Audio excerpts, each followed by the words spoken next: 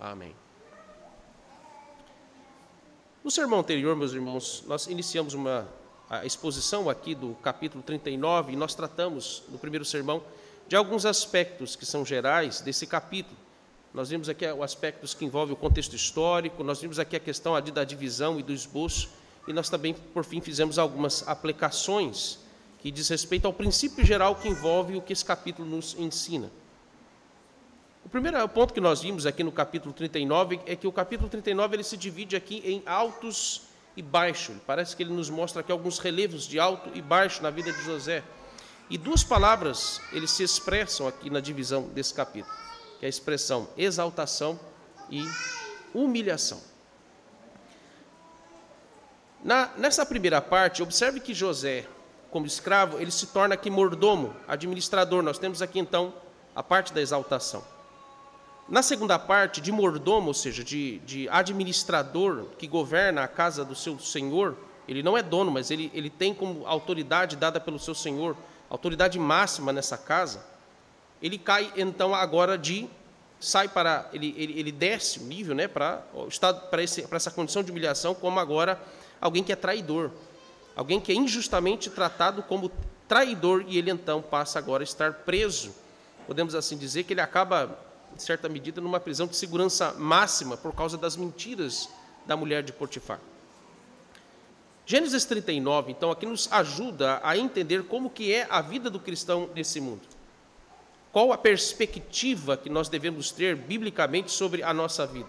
Porque, infelizmente, a perspectiva que nós temos nos nossos dias, talvez ela não seja tão moderna assim, é uma coisa tão antiga, mas nos nossos dias, como isso está tão inflamado nas pessoas, quando elas se tornam nominalmente cristãs, é de que ser cristão é fazer tudo certinho para que você possa ser bem-sucedido em todas as coisas na sua vida.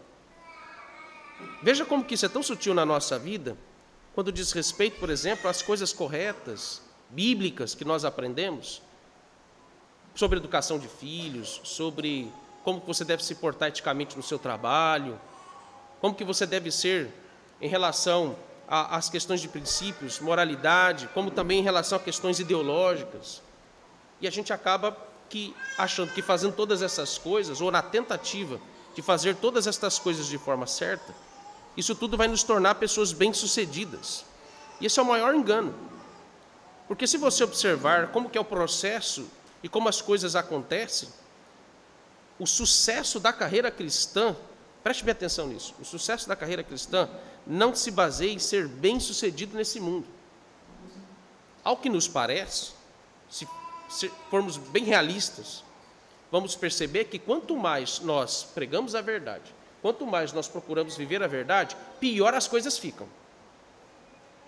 A perspectiva bíblica, que inclusive Jesus nos dá, que ela é escatológica, é essa. As coisas elas não melhoram, mas elas pioram. Então perceba que a perspectiva de sucesso na carreira cristã, ela não é material, ela não é mundana, ela não é desse mundo, mas ela é espiritual.